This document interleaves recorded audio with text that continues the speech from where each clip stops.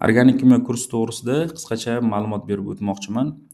Bu kursda organik kimyoning barcha mavzulari aniq ssenariy asosida yozib olingan darslardan iborat va shu bilan bir qatorda Sohibjon Boboyev Kimyo noldan ikkinchi qism kitobini, ya'ni o'sha to'plamdagi testlarni tahliliga ham bag'ishlangan. Masalan, aytaylikki, sikl alkallar mavzusini videosini ko'rib chiqasiz. Bu yerda har bitta detal maydalab tushuntirilgan, o'rgatilgan.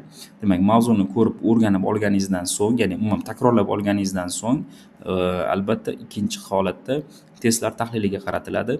Demak, testlar, masalan aytaylik, mana birinchi testni ko'rdingiz, 5-testgacha bir xil testlar siz o'zingiz, demak, birinchisi asosida namuna testi hisobiga ko'rib chiqa olasiz qolganlarini ham. Xuddi shu tarzda hozir, demak, 25 kun davomida darslarni o'tyapmiz. Va hozir mana 8-mavzuga yetib keldik. Spirtlar nomlanishi, izomeriya qonunishi va xossalariga yetib kelganmiz.